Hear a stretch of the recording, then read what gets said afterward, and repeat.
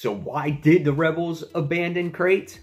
Guys, welcome to Comic Book Corner 2.0, and fans, you're back with me, Mike Spider Slayer, getting ready to do that all-important comic book review so you, the fans, can make a decision on what comic books to buy. And today, guys, we're talking about Star Wars, The Storms of Crait.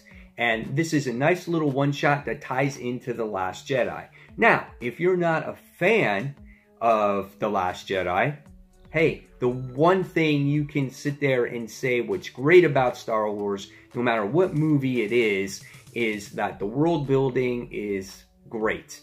All the star systems, all the planets like Dagobah and Hoth, and all the other planets are great in Star Wars. And Crait was another wonderful planet. You thought maybe it was going to be like Hoth, like it was going to be like snow. And it was pointed out to the fans while watching the movie that it was salt. And that was very different, something that we did not expect while watching that movie. And we found out that it was a rebel base and it was abandoned. And you kind of, as a fan, you may want to know a little bit more about Crait. Well, Star Wars, The Storms of Crait, issue number 1, dives into that a little bit. So where does this book and this story actually take place? When did the Rebels first discover Crait? It takes place between Star Wars and Empire Strikes Back. This is right after the Empire discovered Yavin 4, and right after the Death Star was destroyed, and now the actual Rebels are on the run against the Empire. This book opens up with a nice dogfight with the Millennium Falcon, the TIE Fighters, the X-Wing. This is something that Star Wars fans would love so much. And as this issue progresses, we see Leia go to Mon Mothma, and she has a discussion with her about where should we put our Rebel base.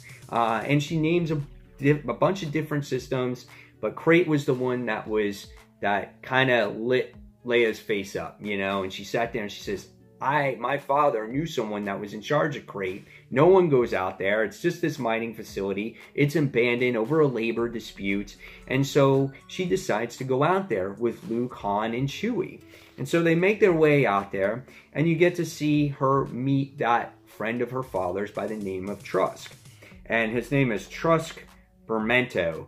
And while Leia is having all these peace talks with him and making sure, he's trustworthy and is trying to look at the better of him, the Rebels in the meantime are already assuming that things are going to go okay, and that they start setting up shop at Crait. They start digging the trenches, they start dropping their computers, they start really making it a possible Rebel base for themselves.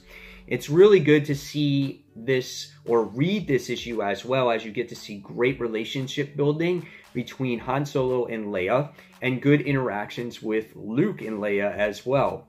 The characters are classic here. So if you actually missed some of that stuff in The Last Jedi, this is a book that you may want to pick up.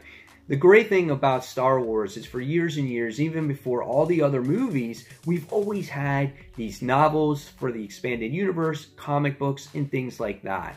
And a lot of the novels and the books and the comics, they all stay true to a lot of the characters that we love. So there's something here for somebody, and this story is no exception. It's a nice tale.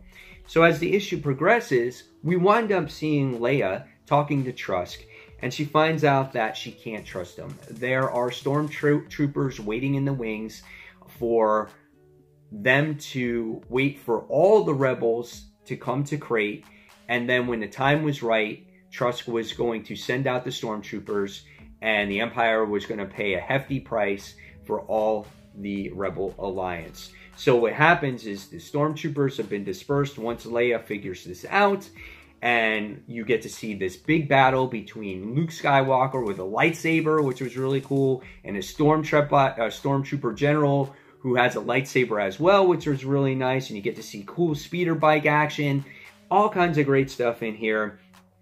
What happens at the end of the day is that the Rebels wind up escaping barely, and they never go back to Crait because they feel that the Empire knows where Crait is, and that the Rebel Alliance was going to set shop up there.